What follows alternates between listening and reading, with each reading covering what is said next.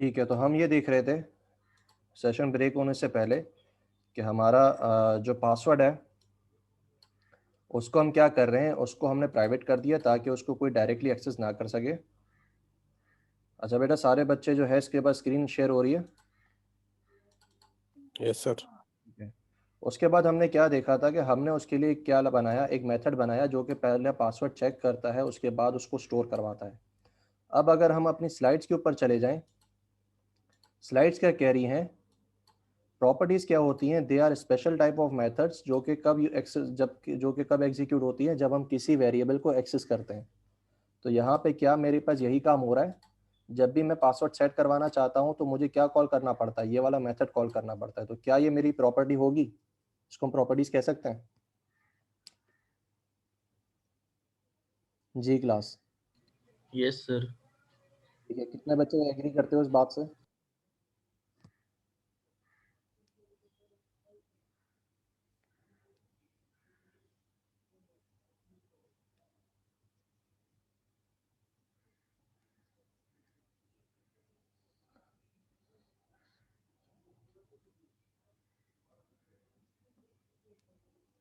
अच्छा, ज़की को समझ में नहीं आया। ज़की, हम ये बात कर रहे हैं कि हमारे पास, हमने अभी देखा कि अगर हमें पासवर्ड जो कि हमारा एक वेरिएबल है उसको अगर हमें एक्सेस करना पड़ता है, मतलब उसको सेट करना पड़ता है, तो हमें उसके लिए अब क्या करना पड़ रहा है, हमें एक चेक मैकेनिज़्म लगाना पड़ रहा है जो कि एक मेथड के अंदर है। ठीक है, ये मेथड कब चलता है, जब हमें पासवर्ड की वैल्यू सेट करनी पड़ती है। तो अगर मैं अपनी डेफिनेशन देखूँ प्रॉपर्टीज़ की, प्रॉपर्टीज़ की डेफिनेशन भी क्या कहती है, ये एक स्पेशल टाइप ऑफ मेथड्स होते हैं जो कि कब एग्जीक्यूट होते हैं, जब आप किसी वेरिएबल की वैल्यू को या वेरिएबल को एक्सेस करते हो। तो क्या मेरे पास ये प्रॉपर्टी हो गई एक तरीके से, अगर मैं डेफिनेशन को देखूँ तो? Yes sir. ठीक है, तो यहाँ पे ये क्या बन गया, ये जो कोई भी प्राइवेट वेरिएबल होगा उसको एक्सेस करने के लिए हमें हमेशा वो कोई ना कोई मेथड बनाना पड़ेगा। नहीं बेटा, इट्स नॉट कि वो प्राइवेट हो, पब्लिक पब्लिक जो वेरिएबल्स हैं उनके ऊपर भी ये काम होता है। लेकिन अभी हम जो एग्जांपल देख रहे हैं उसको हम मिक्स करके देख रहे हैं ताकि हमें प्राइवेट का इस्तेमाल भी समझ में आ जाए और हमें प्रॉपर्टीज़ का इस्तेमाल भी समझ में आ जाए। Okay okay sir. तो हमारे पास, हमने देखा कि यार हमने ये जो मेथड बनाया है, खुद ही हमने सोचा था कि यहाँ पे एक मेथड होना चाहिए। ठीक है, ये मेथड मैंने तो नहीं लिखा, ये आपने खुद ही मुझे समझाया कि यहाँ पे एक मेथड होना चाहिए जो कि चेक करेगा। अब ये क्या कहता है, सी शार्प क्या कहती है या ऊप क्या कहती है आपके पास, कि आप कितने इतने मेथड्स बनाओगे। ठीक है, आपके मेथड्स जो हैं, काम के जो लॉजिकल मेथड्स हैं मतलब मोस्ट इंपॉर्टेंट मेथड्स हैं, अगर उनके साथ मैं ये छोटे छोटे मेथड्स भी बनाने लगूँ तो मेरे पास बहुत सारे मेथड्स हो जाएंगे। ठीक है, तो आपका जो ऊप है वो क्या कहता है, ऐसे छोटे छोटे कामों के लिए आप प्रॉपर्टीज़ बना लो। प्रॉपर्टीज़ क्या होती है, उनमें सिर्फ ये होता है कि मेरे पास सेट, एक गेट का क्लॉज और एक सेट का क्लॉज आ जाता है। ठीक है, और उसके बाद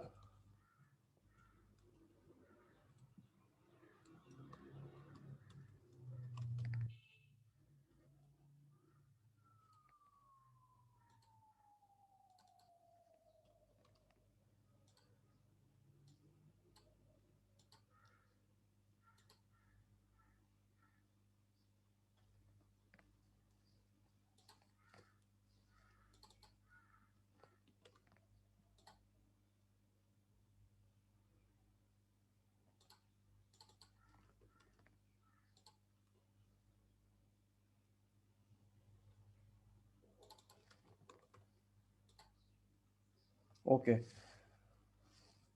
ऊप क्या कहता है कि अगर आप इतने छोटे छोटे कामों के लिए अगर आप मेथड्स बनाने लगे तो क्या होगा, जब आप प्रोग्रामिंग करने लगोगे, यहाँ पर जैसे आप प्रोग्रामिंग कर रहे हो तो यहाँ पे क्या होगा, आपके पास बहुत सारे मेथड्स आने लगेंगे, बहुत सारी चीज़ें आने लगेंगी। अब उसमें से अपना मेथड जो है ढूंढना बहुत मुश्किल हो जाएगा। तो फिर आपका जो ऊप कहता है कि आप ऐसे छोटे-छोटे कामों के लिए जो कि आपके पास अभी हमने देखा, उसके लिए प्रॉपर्टीज़ बना लो। प्रॉपर्टीज़ क्या होती हैं? वो एग्ज़ैक्टली फंक्शन की तरह काम करती हैं, लेकिन उसमें जो उसका लिखने का तरीक़ेकार है वो चेंज हो जाता है। उसमें कोई पैरामीटर नहीं आता, ठीक है? उसकी रिटर्न टाइप वही होती है जिसके लिए आप जिस वेरिएबल के लिए वो प्रॉपर्टी बनाना चाह रहे हो, ठीक है? और उसमें 2 क्लॉज़ होते हैं, एक गेट का होता है, एक सेट का होता है। सेट कब एग्जीक्यूट होता है? जब आप उसकी वैल्यू सेट करने जा रहे होते हो, और गेट कब एग्जीक्यूट होता है? जब आप उसकी वैल्यू रीड करने जा रहे होते हो।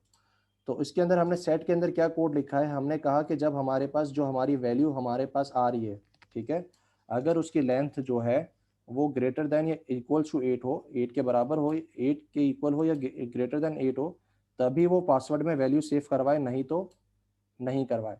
अच्छा, वैल्यू क्या है? वैल्यू हमारे पास एक एक जो है रिजर्व कीवर्ड है, जिसका मतलब क्या होता है, कोई भी वैल्यू जो कि बाहर से आ रही हो। जैसे अभी हमने स्ट्रिंग में वैल लिया था, तो यहाँ पे इसका जो ये वैल है, इसका नाम ये क्या कहता है कि बाय डिफ़ॉल्ट इसने वैल्यू रख दिया है। अब उसके बाद हमारे सेट का क्लॉज़ तो हमें समझ में आ गया। गेट के क्लॉज़ में एरर दे रहा है, गेट को क्लॉज़ कह रहा है कि यार आपने मुझे लिखा तो है, लेकिन मुझसे कोई काम नहीं करवा रहे। तो गेट कब फायर होता है, गेट कब एग्जीक्यूट होता है? जब आप किसी वैल्यू को रीड करने जा रहे हो। तो रीड करते वक्त हम क्या करवाएंगे? Return password. अब क्या होगा, वो रीड कर सकता है और पासवर्ड को सेट कर सकता है, लेकिन कब सेट कर सकता है? जब उसकी लेंथ क्या हो, इक्वल टू 8 हो या ग्रेटर देन 8 हो, तभी वो सेट कर पाएगा। तो अब हम यहाँ पे देखते हैं कि चेक पासवर्ड का जो यहाँ पे एरर दे रहा था, अब हम उसको क्या करेंगे, अब हम इसको जो है डायरेक्टली एक्सेस कर सकते हैं। हमने कहा ob.access पासवर्ड,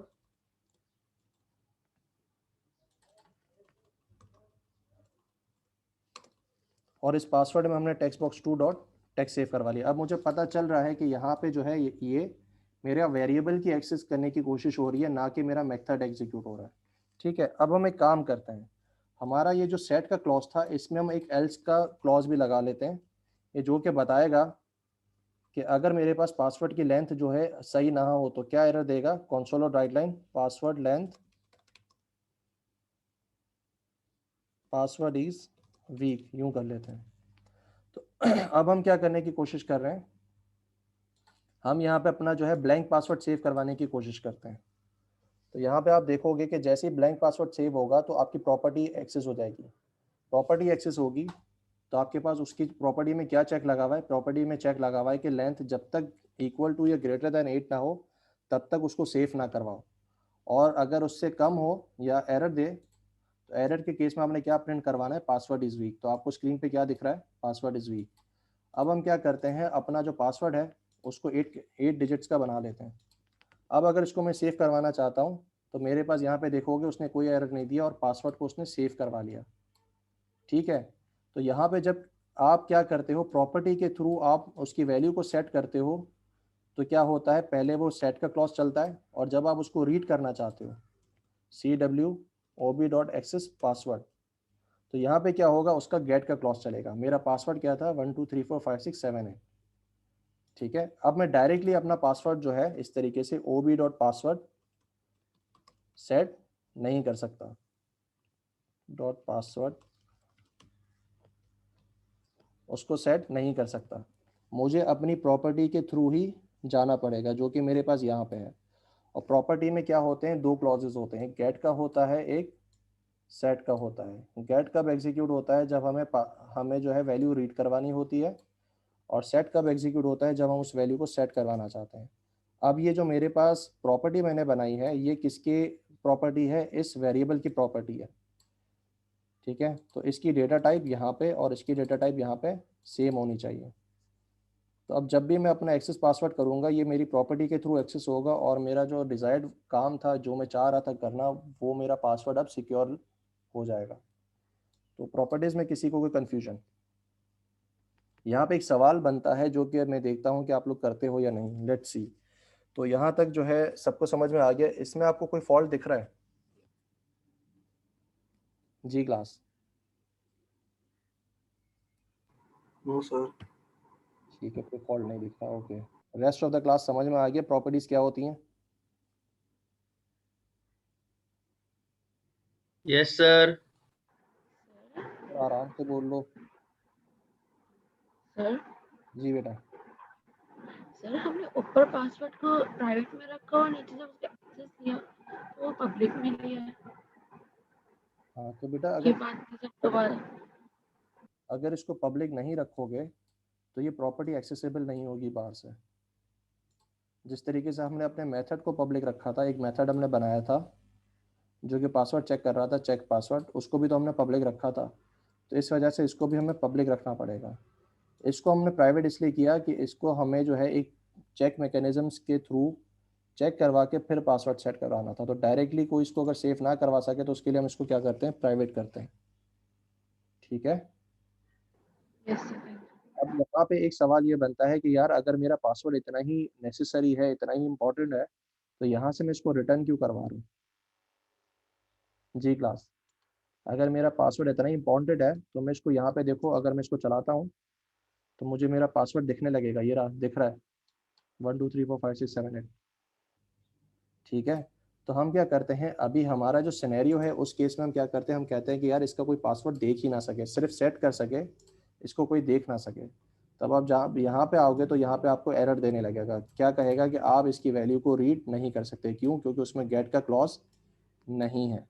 अब समझ में आ गया। तो अब कोई पासवर्ड देख नहीं सकता, सिर्फ यस उसको सर। सेट कर सकता है। इसी तरीके से अगर मैं चाहूँ तो मैं कोई ऐसा पासवर्ड कोई ऐसी टेक्निक भी बना सकता हूँ जहाँ पे उसको सिर्फ रीड कर सके कोई, उसको सेट ना कर सके।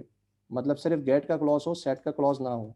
तो उस केस में जब आप पासवर्ड को सेट करने जाओगे, यूजर नेम पर कर दें सर। हाँ, तो जो उसका पासवर्ड है, अब जब आप उसको एक्सेस करने की कोशिश करोगे, मतलब सेट करने की कोशिश करोगे, तब वो एरर देगा। और जब रीड करने की कोशिश करोगे तो वो एरर नहीं देगा। तो यहाँ पे इसको समझें कि गेट जो है वो रीड करते वक्त चलता है, और सेट कब चलता है, जब आप उसको सेट वैल्यू असाइन करने की कोशिश करते हो। क्लियर है? प्रॉपर्टीज का कॉन्सेप्ट क्लियर है? तो यहाँ पे यही एग्जांपल हमने यहाँ पे भी यूज़ की है, पासवर्ड और यूज़र आईडी की। तो यहाँ से आप देखोगे कि मैंने सेट और गेट का इस्तेमाल किया है, और फिर यहाँ पे उसकी प्रॉपर एग्जांपल यहाँ पे हमने इसको करके देखी है। उसके बाद हम क्या कर रहे हैं, सिर्फ गेट क्लॉज भी चला रहे हैं। तो आपके पास क्या होगा, अब आप उसको सेट नहीं कर सकते, यहाँ पे देखो, उसको सेट नहीं कर सकते, लेकिन उसको रीड कर सकते हो, मतलब सिर्फ गेट कर सकते हो। इसी तरीके से जब आप सिर्फ सेट लिखते हो तो अब उसकी वैल्यू आप रीड नहीं कर सकते। ये देखें, रीड नहीं कर सकते, लेकिन उसको सेट कर सकते हो सिर्फ। ठीक है। अच्छा, यहाँ पे एक जो है प्रॉब्लम है, मैंने कहा ob.name, अच्छा हाँ सही है। ये एरर देगा, क्यों? क्योंकि इसको मैंने प्राइवेट किया हुआ है, तो ये प्रॉपर्टी के थ्रू चलेगा। ob.name प्रॉपर्टी यहाँ पे जो है ये इसके थ्रू चलेगा। जी क्लास, तो ये तीनों चीज़ें क्लियर है, प्रॉपर्टीज और उसके गेट सेट के क्लॉज, तीनों चीज़ें क्लियर है।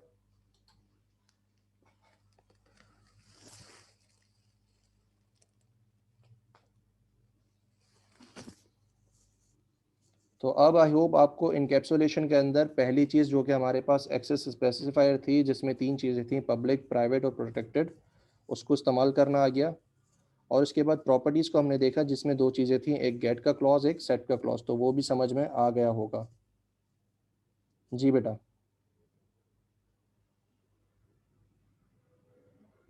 यस सर, क्लियर है। ओके।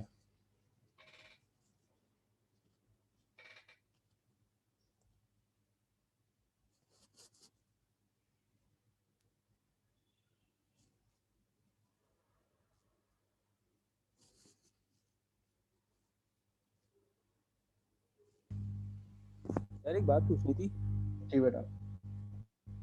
सर जब प्राइवेट जब हम पासवर्ड रख देते हैं तो सर उसके बाद भी तो हैक हो जाते हैं, बड़े जो बहुत जो होते हैं सर, कंपनीज के भी हैक हो जाते हैं सर, तो वो कैसे बिल्कुल, होते हैं? लेकिन वो आपके पास जो है वो प्रोग्रामिंग के थ्रू नहीं हो रहे होते हैं। ठीक है। वो आपके सिस्टम में जब आप लिंक करते हो चीज़ों को, तो वहाँ पे वो कुछ ना कुछ प्रॉब्लम करता है। ठीक है। या तो वो डेटाबेस को डायरेक्ट एक्सेस करेगा नेटवर्क के थ्रू, वहाँ से चेंज हो जाएगा, या तो फिर उसने जो है कोई टेक्निक इस तरीके से इस्तेमाल की है जो कि जहाँ पे चीज़ें जुड़ रही हैं। जैसे हमारे पास जो है हमारा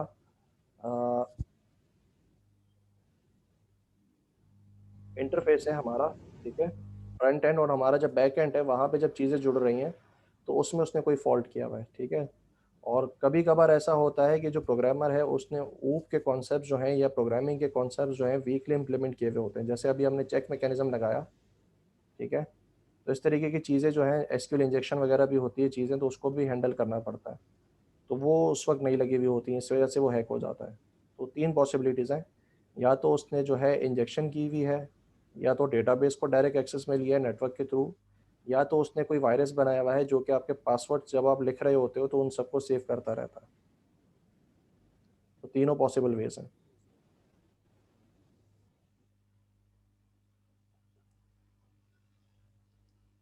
ठीक है, हमने यहाँ पे जो बेटा एग्जांपल हमने अभी जो पासवर्ड की है वो बहुत छोटी है सिक्योरिटी के हिसाब से, वो सिर्फ इसलिए की है ताकि आपको ऊप का कॉन्सेप्ट जो है अभी हम समझा रहे थे वो समझ में आ जाए। तो जब आप रियल लाइफ एग्जांपल्स देखोगे, रियल एप्लीकेशंस देखोगे, तो उसमें सिक्योरिटी से ये इतनी छोटी छोटी चीज़ें तो बहुत बहुत ज़्यादा यूज़ हुई होती हैं, इसके साथ साथ बहुत बड़ी चीज़ें स्कोप्स भी यूज़ हुआ होता है ताकि चीज़ें जो हैं वो हैकेबल ना रहें। ठीक है जनाब, तो दो चीज़ें हमने यहाँ पे बेटा कवर कर ली। एक हमारे पास एक्सेस स्पेसिफायर्स को देख लिया हमने इनकैप्सुलेशन में, और दूसरा हमने प्रॉपर्टीज़ को देख लिया। यहाँ तक क्लियर है सबको?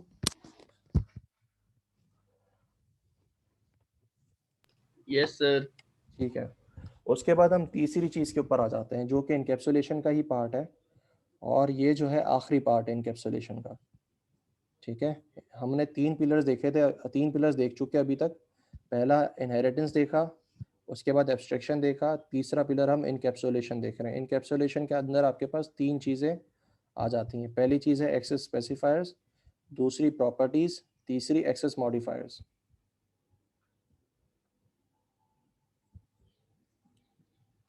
ठीक है, तो अब होगा क्या, अब हम तीसरी चीज़ के ऊपर मूव करने जा रहे हैं जो कि एक्सेस मॉडिफायर्स हैं।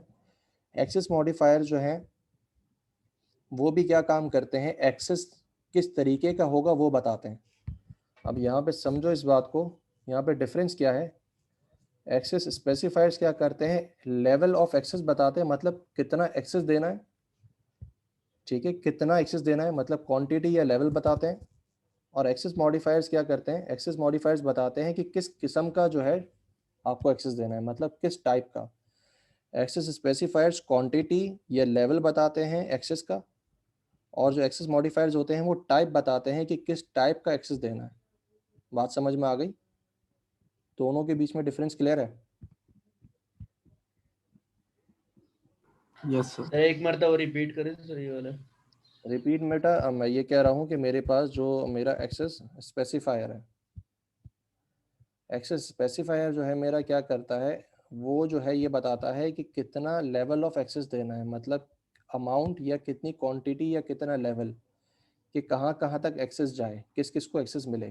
ठीक है, लेकिन एक्सेस मॉडिफायर जो है वो बताते हैं कि किस किस्म का एक्सेस देना है। ठीक है, मतलब टाइप ऑफ एक्सेस क्या होना चाहिए। Okay sir. इसमें 3 आपके पास एक्सेस मॉडिफायर्स होते हैं जो कि हम पढ़ेंगे। एक होता है कॉन्स्ट, एक होता है रीड ओनली, एक होता है स्टैटिक रीड ओनली। कॉन्स्ट क्या कहता है कि एक्सेस तो मिलेगा, ठीक है, लेकिन वो उसकी वैल्यू को कब असाइन कर सकता है, सिर्फ कंपाइल टाइम पे। एक बार प्रोग्राम एग्जीक्यूट होना शुरू हो गया, मतलब रन होना शुरू हो गया, अब उसके बाद वो उसकी वैल्यू को असाइन नहीं कर सकता। तो कांस्टेंट जो है वो एक्सेस तो दे रहा है, लेकिन वो एक्सेस कैसा दे रहा है कि सिर्फ कंपाइल टाइम पे आप उसको चेंज कर सकते हो। उसके बाद रीड ओनली। रीड ओनली क्या कहता है कि आप उसको रन टाइम पे तो एक्सेस कर सकते हो, लेकिन सिर्फ और सिर्फ एक बार।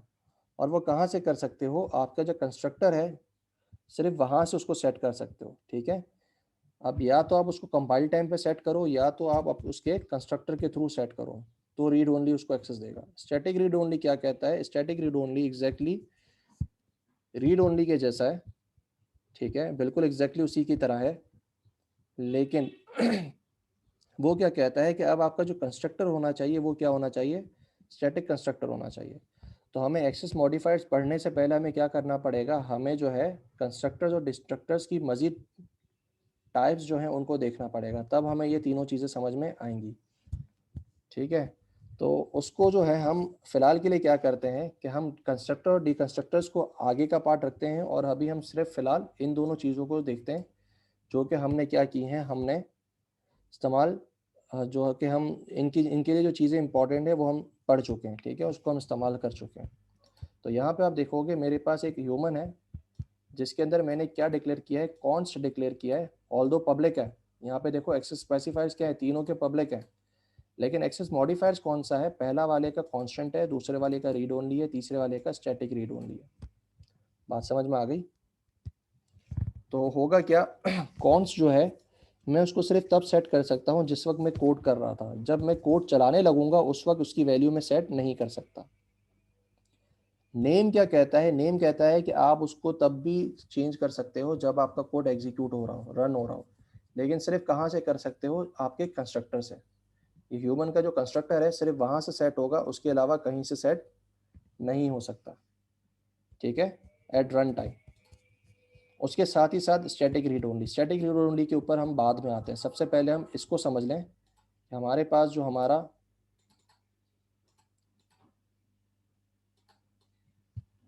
कॉन्स्ट और रीड ओनली है उसको हम देखने की कोशिश करते हैं। तो हम सबसे पहले क्लास बनाते हैं, पब्लिक क्लास ह्यूमन। उसके बाद इस क्लास के अंदर मैंने कहा पब्लिक कांस्टेंट हैंड्स।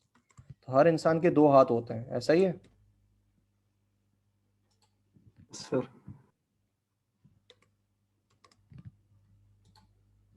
अब मैं क्या करता हूँ, मैं यहाँ पे कोड लिखता हूँ। कोड क्या कहता है कि मेरे पास जब भी मेरा प्रोग्राम चले तो उसको क्या करना है, एक ह्यूमन का ऑब्जेक्ट बनाना है,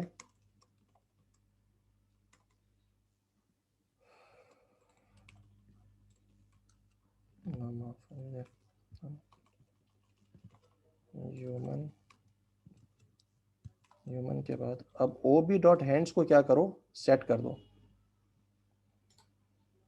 तो यहाँ पे आप देखोगे, आप यहाँ पे इसको सेट, अच्छा यहाँ पे एक चीज़ जो है, हाँ पब्लिक स्ट्रिंग, ओके। अब यहाँ पे आप देखोगे कि मैं यहाँ पे कोड जो भी लिखूंगा इसके अंदर, यहाँ पे वो क्या होगा, रन टाइम पे एग्जीक्यूट होगा। तो यहाँ पे अगर मैं इसको सेट करने की कोशिश करता हूँ, अगर मैं किसी के 9 हाथ बनाना चाहता हूँ तो वो मुझे क्या देगा, एरर देगा। क्यों देगा, क्योंकि आपके पास ये कोड वो वाला हिस्सा है जो कि एग्जीक्यूट होता है, तो इसको मैं यहाँ से एक्सेस नहीं कर सकता। मैं सिर्फ तब एक्सेस कर सकता हूँ जिस वक्त मैं कोड लिख रहा हूँ। अब मैं इसको यहाँ से एक पब्लिक वॉइड मेथड बना दूँ और मैं कहूँगा कि मेरे पास जो हैंड्स हैं उसको किसके बराबर कर दो, 9 के बराबर। तो फिर भी ये एरर देने लगेगा। क्यों एरर देने लगेगा, क्योंकि ये जो मेरा मेथड है ये बाद में यहाँ पे मैं कॉल कर सकता था ob.method, और फिर इसके मैं 9 हाथ बना देता। तो क्या होता, तब भी ये रन टाइम पे जो है एग्जीक्यूट हो रहा होता। जब मेरा कोड एग्जीक्यूट होता तो ये मेथड एग्जीक्यूट होता, उस मेथड के अंदर इसके हाथ कितने में कर देता, 9 कर देता। तो ये कभी भी आपको एक्सेस नहीं देगा एट रन टाइम।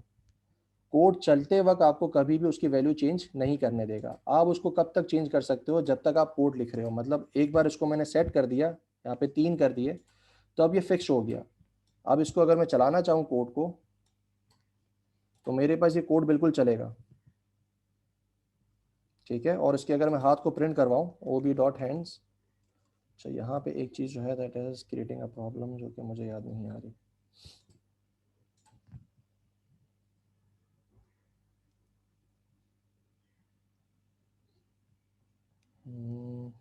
इसको मैं यूँ कर सकता हूँ कि मेरे पास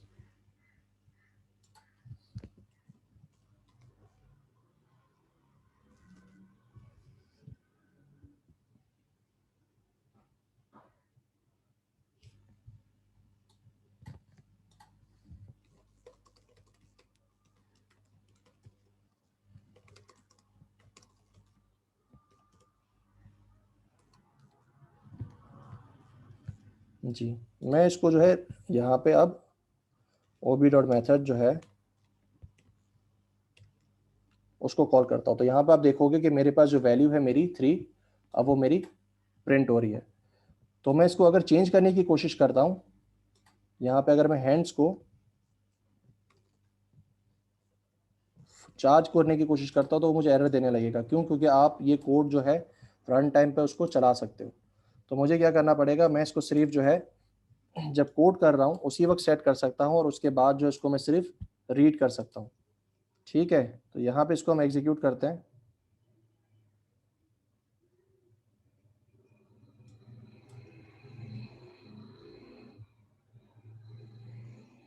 अच्छा फजीन, thank you so much for telling me that. मुझे पता नहीं था कि वो जो है आपको प्राइवेट मैसेज कर रहा है सबको, तो होस्ट ओनली मैं कर देता हूँ।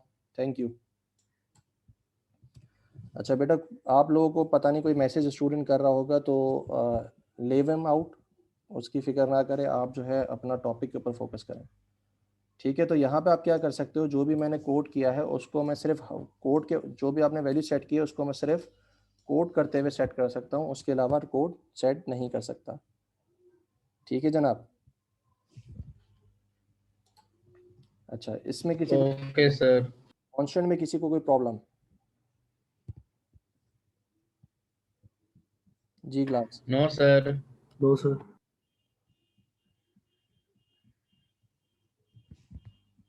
ठीक है, अब हम आ जाते हैं रीड ओनली के ऊपर। रीड ओनली क्या कहता है कि आप पब्लिक रीड ओनली बनाएं इंटीजर लेग्स। अब उसको मैं क्या कर सकता हूं, उसको भी अगर मैं सेट करने की कोशिश करूंगा यहाँ पे ob.legs, तो वो क्या देगा, मुझे एरर देगा। लेकिन अगर उसको मैं कंस्ट्रक्टर के थ्रू सेट करने की कोशिश करूं, पब्लिक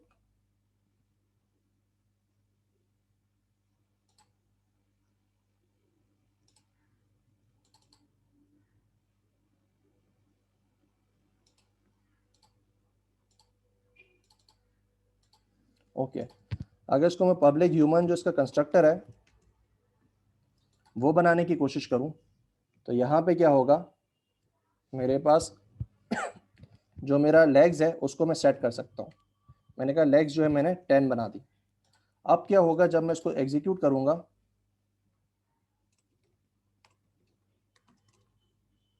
तो ये डायरेक्टली मेरे पास क्या कर देगा, इसकी वैल्यू 10 कर देगा। ऑल्दो मैंने जब कोड किया तो उस वक्त इसकी वैल्यू क्या थी, 2 थी, लेकिन रीड ओनली आपको चेंज करने का एक्सेस देता है, आपको चेंज करने देता है। और किस तरीके से चेंज करने देता है कि आप उसको उसके सिर्फ कंस्ट्रक्टर से चेंज कर सकते हो और कहीं से चेंज नहीं कर सकते। तो यहाँ पे आप देखोगे, यहाँ पे जब इसको कोड किया उस वक्त इसकी वैल्यू 2 थी, लेकिन जब मैंने इसको एग्जीक्यूट किया तो उसका कंस्ट्रक्टर कॉल हुआ और उसके कंस्ट्रक्टर ने क्या करा, उसकी वैल्यू 10 कर दी। यहाँ तक क्लियर है सबको? Yes sir. कांस्टेंट क्या करता है, कांस्टेंट जो है कभी भी आपको जो है आपका कंस्ट्रक्टर से भी एक्सेस नहीं देता, ना आपको रन टाइम पे चेंज करने के एक्सेस देता है। तो आपके केस में कांस्टेंट क्या होगा, हमेशा जब आप कोड कर रहे हो सिर्फ उसको उस वक्त ही उसकी वैल्यू को सेट कर सकते हो। और जब आप रीड ओनली करते हो तो आपके पास अभी भी ऑप्शन है कि आप रन टाइम पे इसको चेंज कर सको, और वो कहाँ से करते हो, आप उसको आपका जो कंस्ट्रक्टर है वहाँ से चेंज कर सकते हो। अब बात आती है तीसरे की, that is public static read only integer head.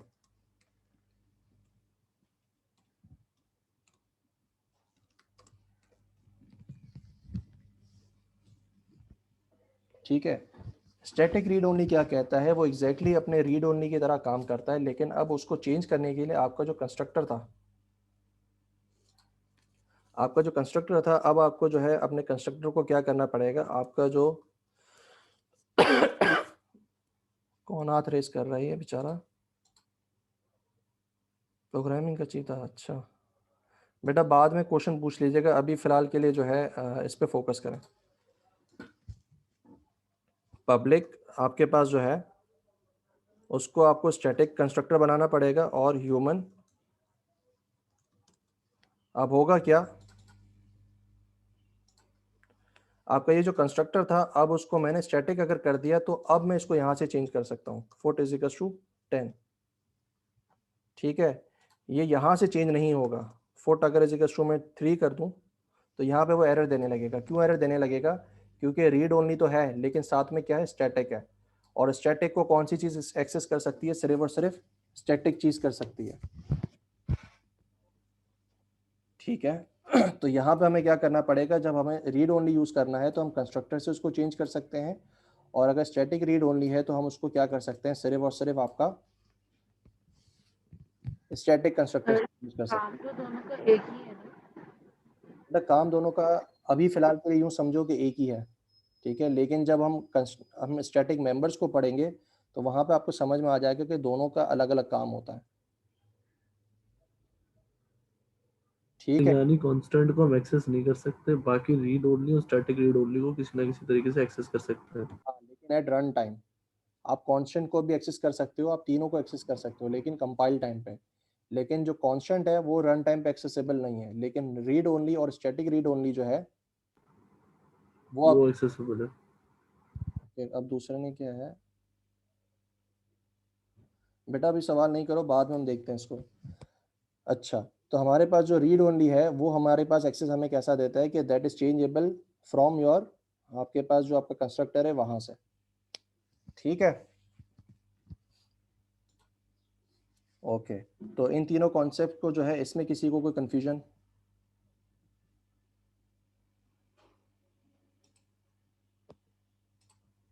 Ji class, इनमें किसी को कोई कंफ्यूजन? No sir.